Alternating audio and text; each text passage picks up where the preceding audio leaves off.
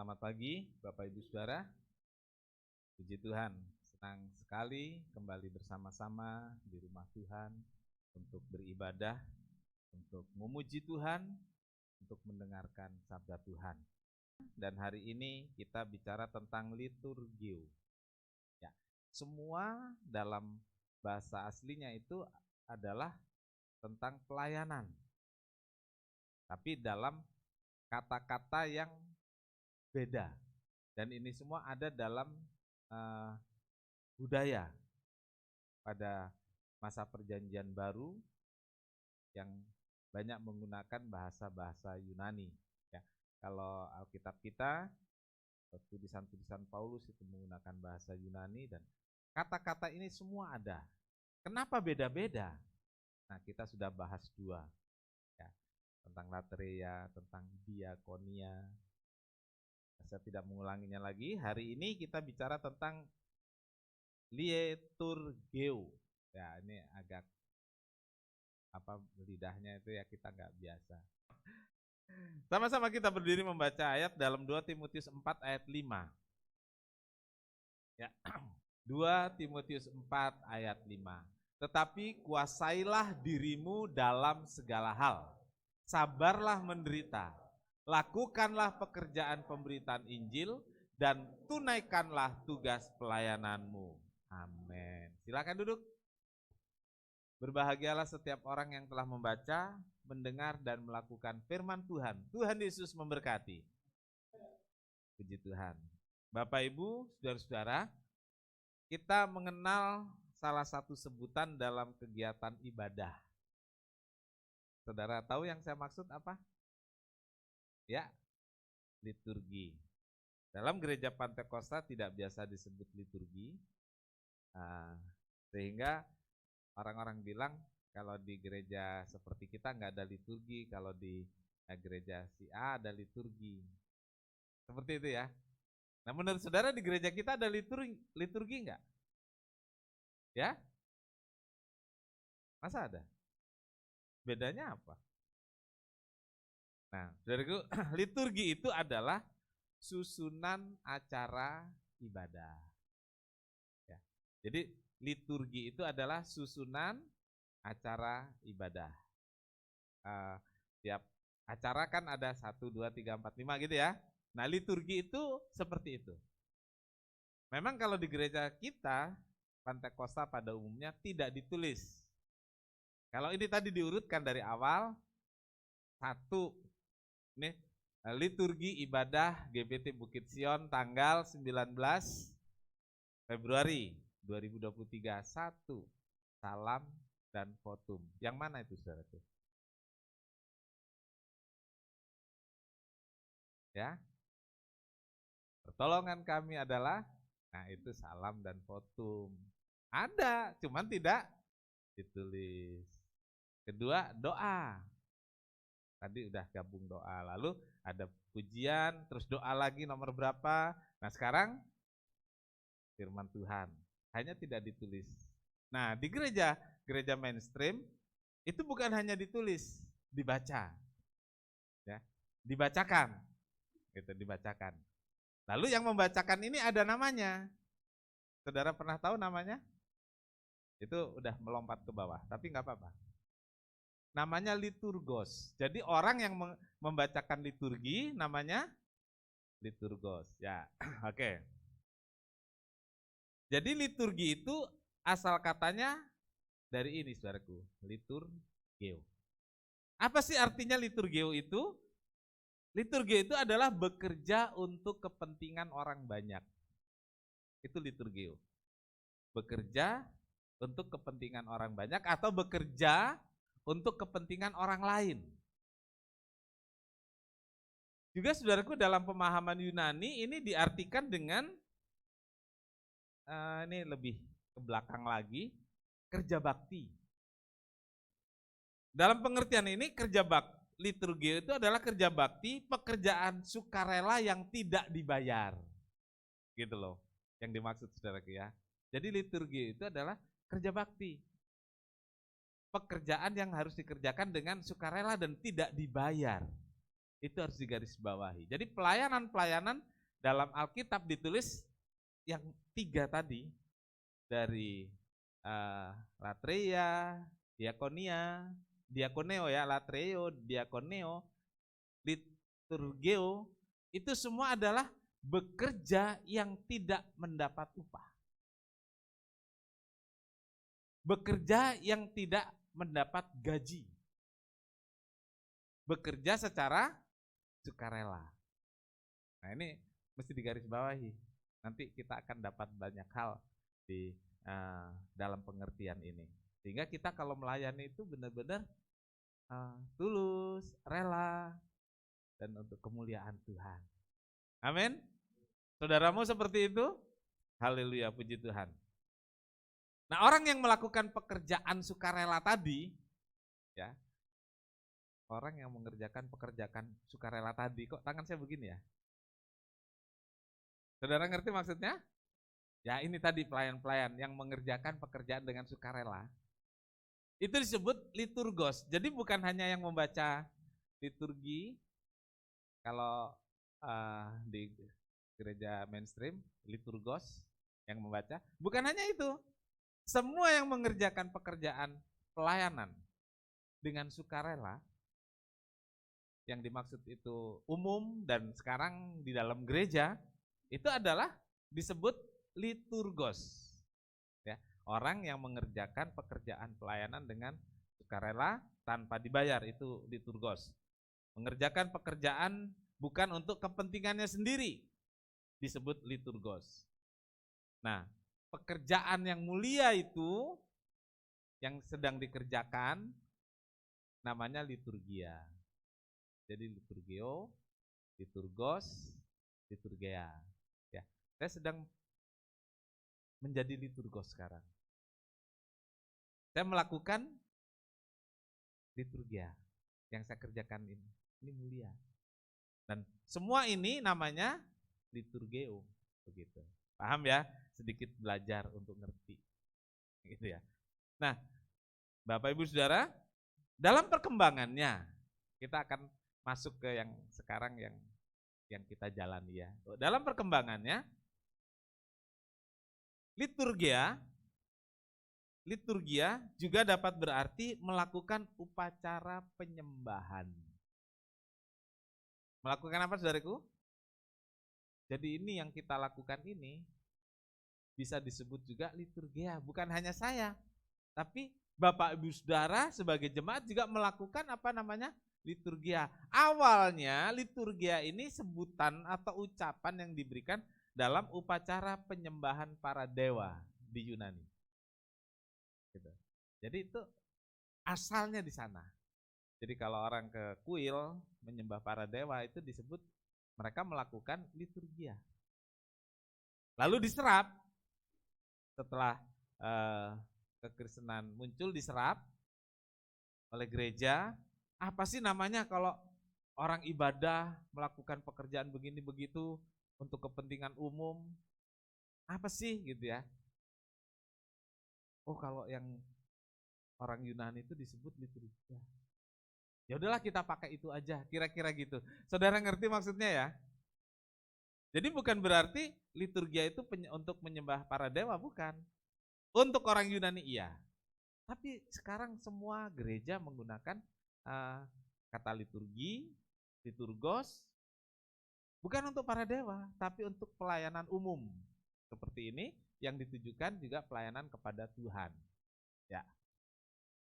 Gereja memakai kata liturgi untuk susunan acara ibadah ini sebagai serapan. Gitu ya. Jadi ada banyak kata-kata yang diserap dalam gereja, juga bahasa setempat kemudian diserap, dan itu untuk memudahkan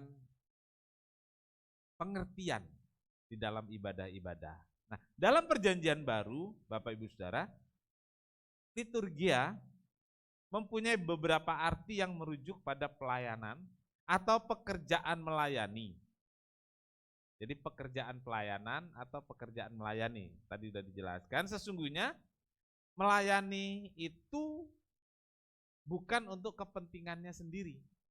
yang disebut liturgia, bukan untuk kepentingan sendiri, tetapi untuk kepentingan orang lain. Kembali saya contohkan yang di depan sini, kan bukan untuk diri sendiri, tapi untuk kepentingan orang lain. Untuk kepentingan orang-orang yang dilayani. Jadi liturgia, gereja, ada pelayan-pelayan, dan para pelayan yang liturgos itu melakukannya untuk kepentingan orang lain, bukan untuk kepentingan diri sendiri. Ingat itu, ya. Untuk orang lain dalam arti untuk jemaat, bukan untuk diri sendiri. Jadi seorang pelayan bukan begini, karena saya senang menyanyi, saya akan menyanyi. Kalau senang menyanyi, terus menyanyi untuk siapa? Bukan itu. Itu bukan liturgos. Karena saya bisa main musik, seneng, saya mau main musik.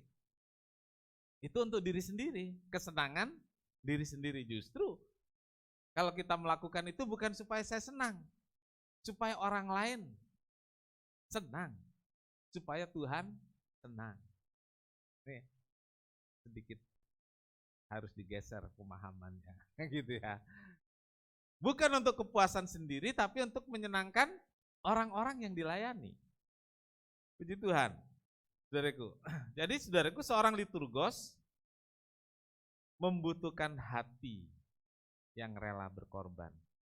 Setidaknya mengorbankan egonya, mengorbankan kepentingannya sendiri. Betul? Ya. Mengorbankan egonya, mengorbankan keakuannya, mengorbankan kepentingannya sendiri. Supaya orang lain, supaya banyak orang mendapat pelayanan terbaik dari yang liturgos ini lakukan. Ya. Nah, kita lihat saudaraku dalam poin-poin berikut tentang liturgio ini. Yang pertama, liturgio itu untuk kepentingan orang lain. Ini kita lihat dulu. Tuhan Yesus sendiri adalah liturgos. Iya, karena dia melakukan pekerjaan liturgio. Tuhan Yesus sendiri adalah liturgos. Ya, Yesus melakukan pekerjaan untuk kepentingan orang banyak. Nggak ada Tuhan Yesus itu melakukan untuk kepentingannya sendiri, nggak ada. Semua yang dilakukan untuk kepentingan orang lain.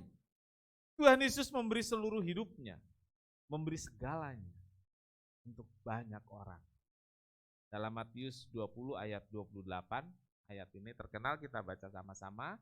2, 3, Matius 20 ayat 28. Sama seperti anak manusia datang, bukan untuk dilayani, melainkan untuk melayani dan untuk memberikan nyawanya menjadi tebusan bagi banyak orang. Amin. Memberikan nyawanya. Gak gampang ini saudaraku ya. Siapa yang mau memberikan nyawanya? Gak ada. Saudaraku, untuk orang lain gak ada. Tapi Tuhan Yesus dikatakan dia datang bukan untuk dilayani, melainkan untuk melayani dan memberikan nyawanya bagi banyak orang. Bahkan saudaraku, sampai mati pun dia rela. Karena matinya pun bukan karena dirinya sendiri, tetapi karena kepentingan orang lain. Karena Yesus mati, maka kita hidup. Artinya, Yesus mati untuk kepentingan saya. Yesus mati untuk kepentingan orang-orang lain. Dalam surat Ibrani dikatakan tentang Tuhan Yesus. Penulis surat Ibrani menyebut bahwa Yesus itu liturgos dan yang melayani ibadah di tempat kudus, yaitu dalam kemah sejati yang didirikan oleh Tuhan dan bukan oleh manusia. Tentang Yesus dikatakan yang melayani ibadah di tempat kudus. Tentang Yesus dikatakan dia yang melayani ibadah di tempat kudus. Dia liturgos. Ya, dia melayani di tempat kudus. Jadi saudaraku, dalam hidupnya Yesus benar-benar telah menjadi liturgos dengan tidak memperdulikan kepentingannya sendiri, tetapi demi kepentingan orang lain. Apapun yang dilakukan selalu dan selalu untuk kepentingan orang-orang yang membutuhkan. Jadi Bapak Ibu Saudara, rekan-rekan yang melayani Tuhan, garis bawahi ini. Anda adalah liturgos. Ketika melayani, Anda adalah liturgos. Waktu mendapat jadwal pelayanan, tanggal sekian, hari apa, saya menjadi liturgos. Jadi saya harus mengorbankan kepentingan saya untuk menjadi pelayan bagi orang lain. Nah, saya berdoa agar para pelayan-pelayan paham sekali hal ini. Dan kita semua paham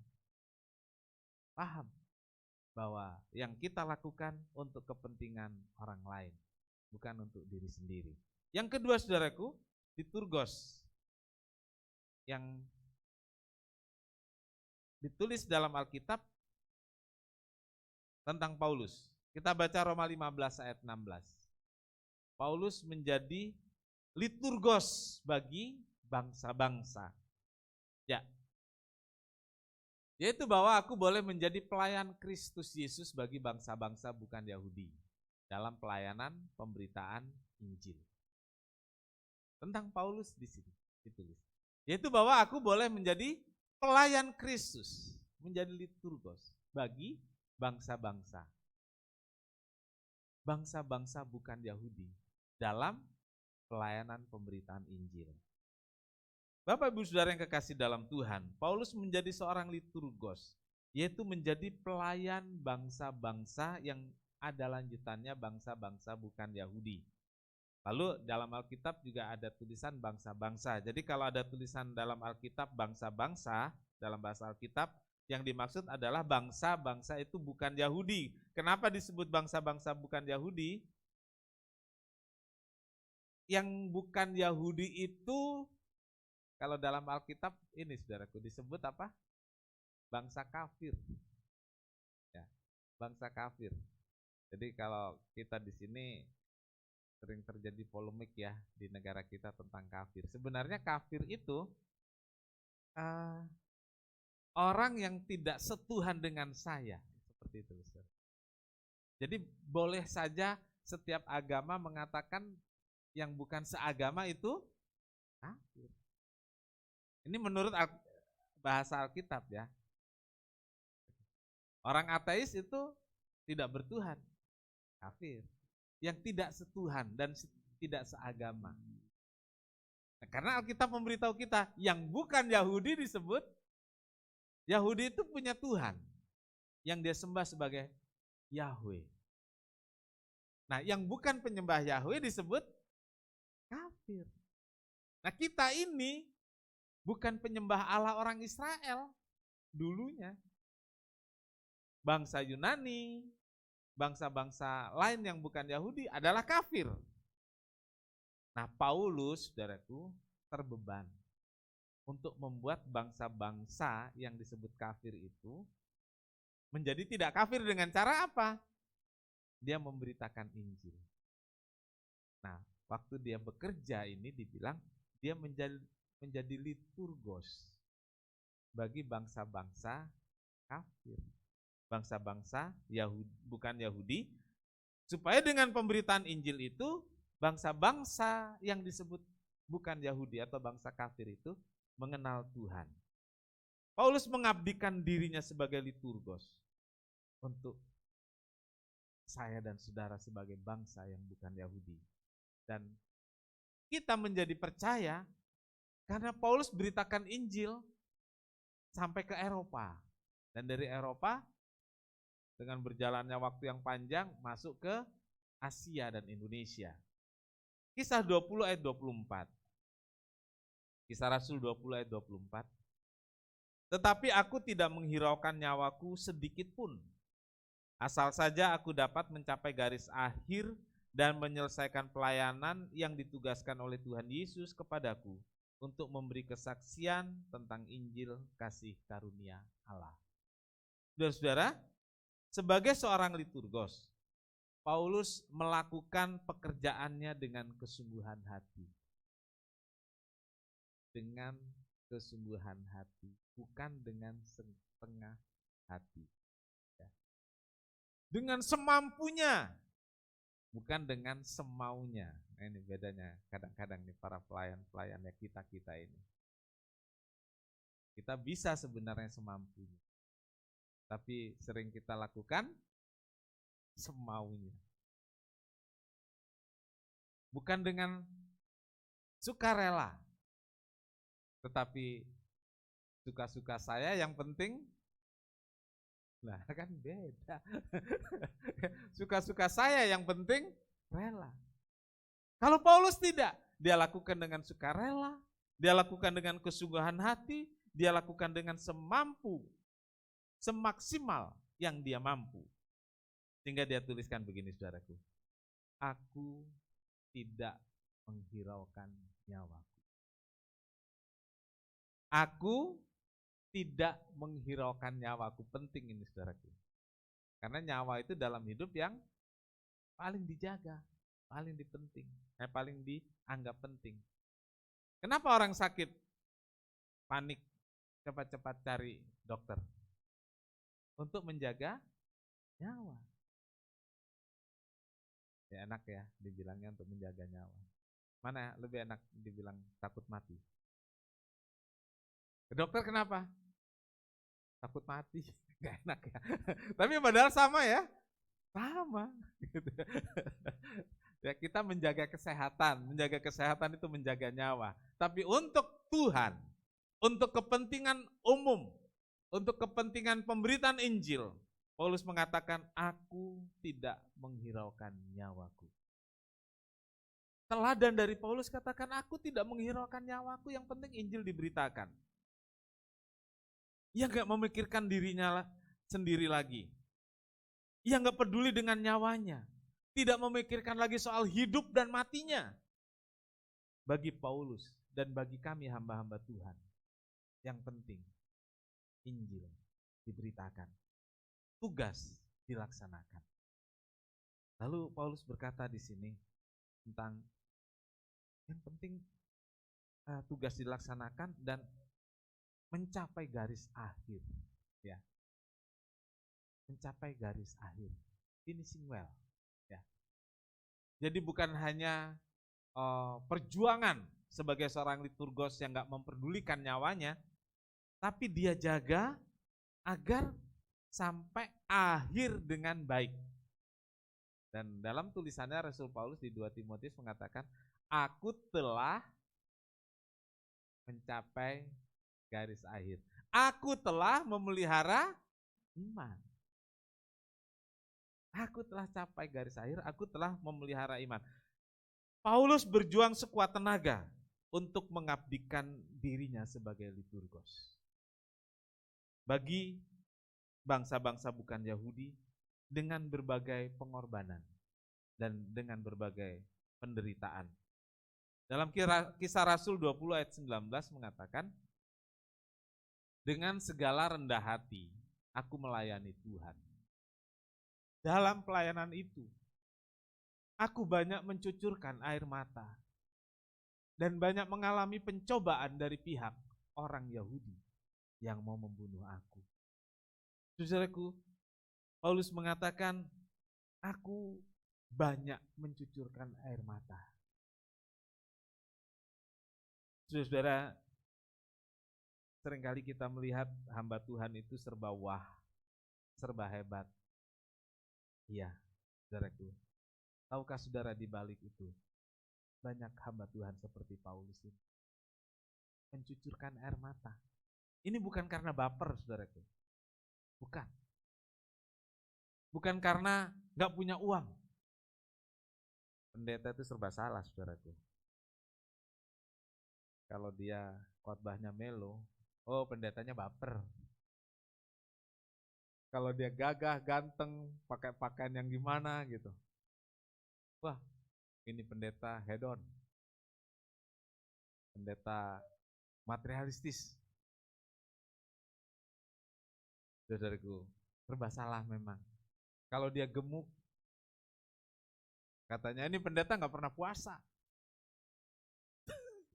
Giliran dia Dia kurus, dibilang kurang doa, makanya nggak diberkati. Iya, itu yang ada di depan. Tapi coba lihat Paulus ini. Saya mengalami seperti apa yang Paulus alami, dan kami hamba-hamba Tuhan mengalami ini. Dan seharusnya para pelayan-pelayan juga mengalami ini. Melayani Tuhan dengan mencucurkan banyak air mata. Kapan? Saudara, rekan-rekan pelayan dan seluruh jemaat, pernah enggak kalian berdoa? Pernah enggak Anda berdoa untuk pelayanan itu dengan menangis, dengan mencucurkan air mata? Pernah? Jangan-jangan berdoanya pun tidak? Nah iya, Pak Pendeta, galak amat pagi ini.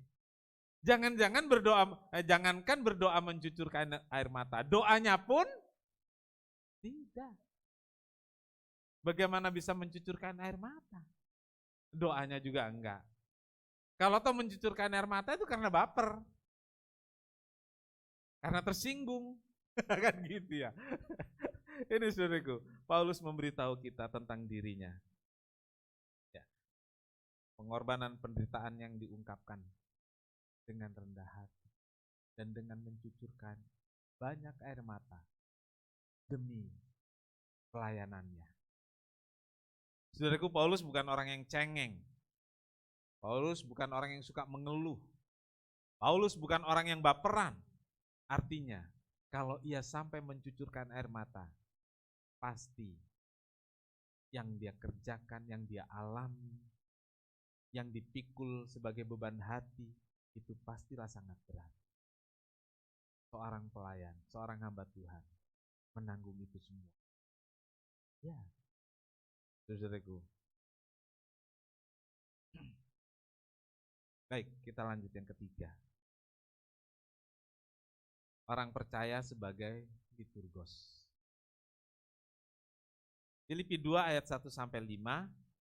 Filipi 2 ayat 1 sampai 5.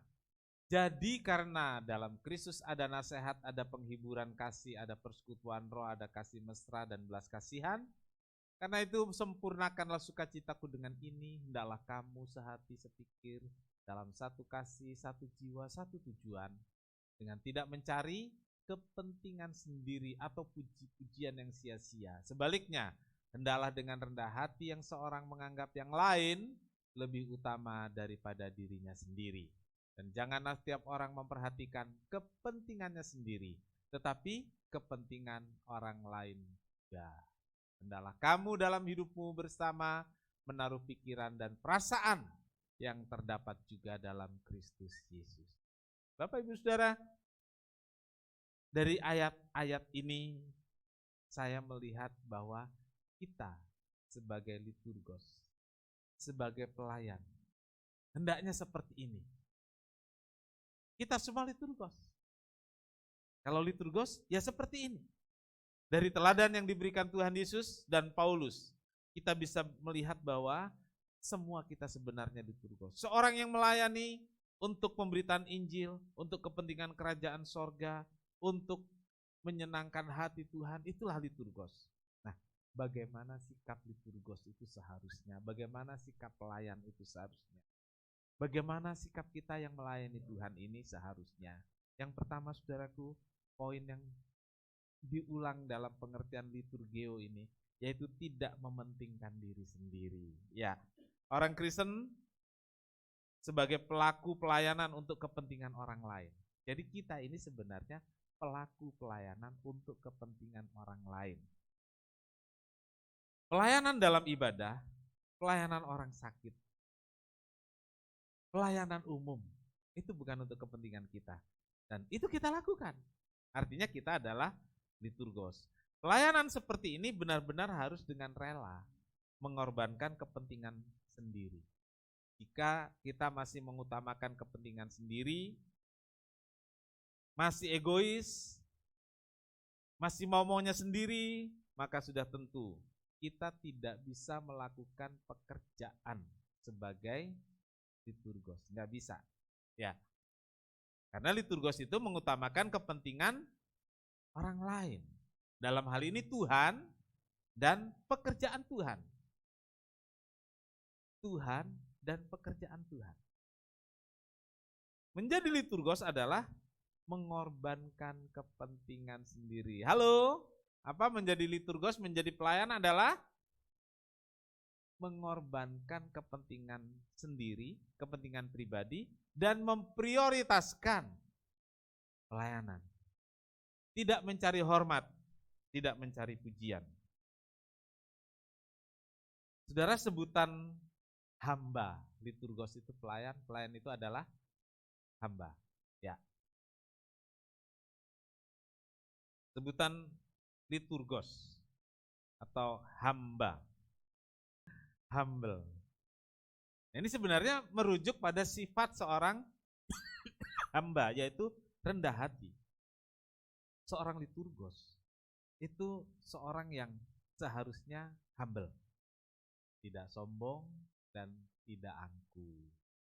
Ya, tidak sombong dan tidak angkuh. Nah, kebalikan dari sombong dan angkuh ya itu tadi, humble, rendah hati.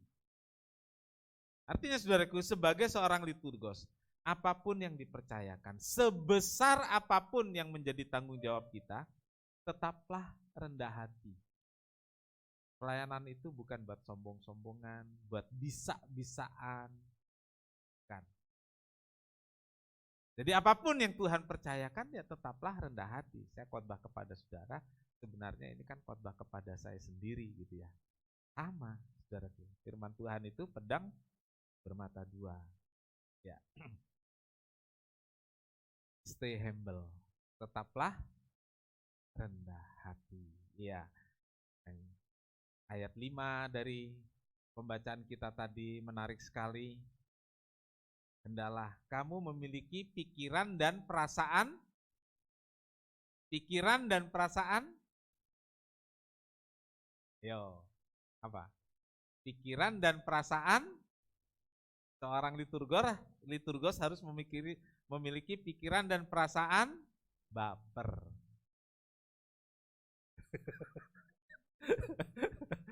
Ya, seorang liturgos seperti Paulus harus memiliki pikiran dan perasaan Kristus. Ya, pikiran dan perasaan Kristus nih, saudaraku. Adalah kamu dalam hidupmu bersama menaruh pikiran dan perasaan yang terdapat juga dalam Kristus Yesus. Kalau kita semua jemaat, kalau kita semua para pelayan punya pikiran dan perasaan Kristus, gereja ini akan kuat, kokoh, kekeluargaannya hidup, keterbukaannya ada. Ya. Apa yang ada dalam pikiran dan perasaan Kristus terlihat saat ia rela mengosongkan diri, hidup sebagai manusia biasa, pikul salib, dicaci dan dihina, enggak digubris itu semua, dan tetap taat sampai mati di kayu salib. Nah, seperti itu bisa enggak ada pada kita. Seperti itu bisa enggak ada pada kita. Artinya seorang liturgos hendaknya belajar dari Yesus yang tidak gampang tersinggung, tidak gampang baper, dan rela korban perasaan. Ya. Saudara, ada orang yang rela korban uang. Banyak. Bahkan mau seberapapun gereja didukung, disokong katanya ya. Gitu. Tapi giliran tersinggung sedikit hilang, saudaraku. Giliran informasi orang lain dapat lebih dulu, dia belakangan ngambek. Itu terjadi, saudaraku, di gereja-gereja. Milikilah pikiran dan perasaan Kristus yang dalam perjalanannya gak peduli dengan semua caci maki, gak peduli dengan ini dan itu, yang penting tugas terlaksana. Liturgos yang juga berarti kerja bakti untuk masyarakat, seorang yang bekerja tanpa dibayar, melakukan semuanya itu untuk Tuhan. Yang penting kita yang melayani dan kita semua memiliki pikiran dan perasaan seperti yang ada dalam Kristus. Karena itu saudaraku, milikilah pikiran dan perasaan Kristus. Sekalipun berat, penuh pengorbanan, tetap lakukan dengan setia untuk kemuliaan Tuhan. Pro Deo, Soli Deo, Gratia. Amin. Tuhan Yesus memberkati. Kau bukan Tuhan yang melihat luka, Kau bukan Tuhan yang memandang harta, hati hamba yang selalu Kau cari, biar Kau temukan di dalamku. Selama ku hidup, ku mau menyembahmu, sebab Engkau sangat berarti bagiku. Yang terbaik yang ada padamu, ku persembahkan kepadamu, Yesusku.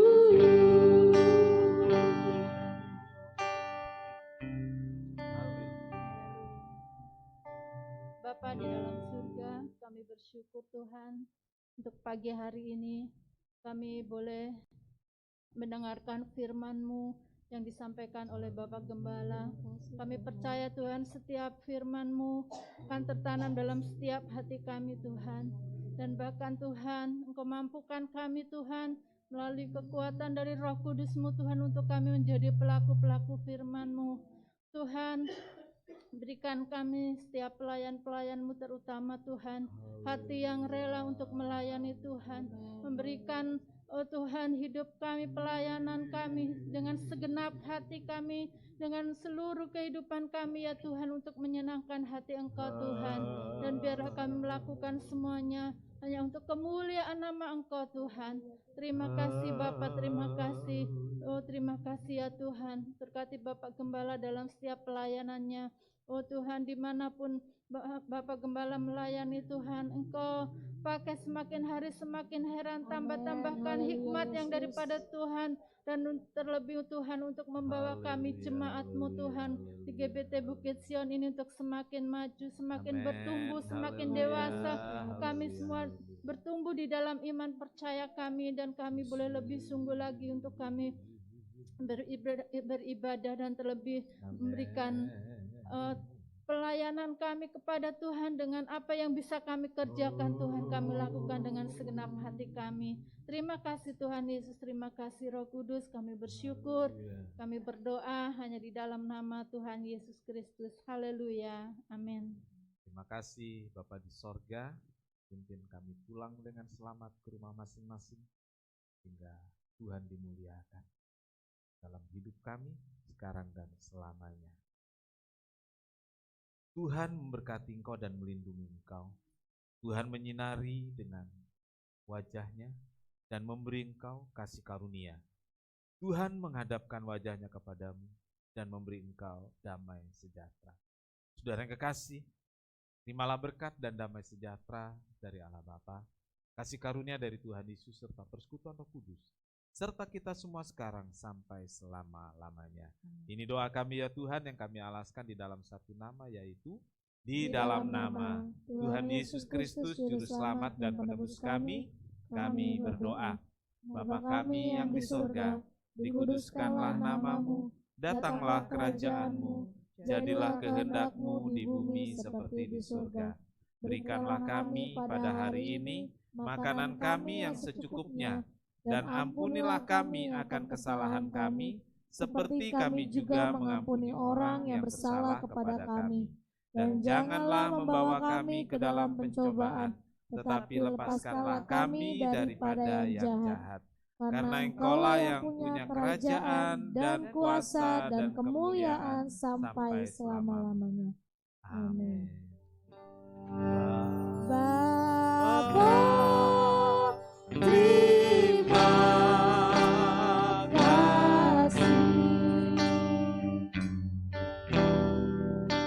Bapa, terima kasih.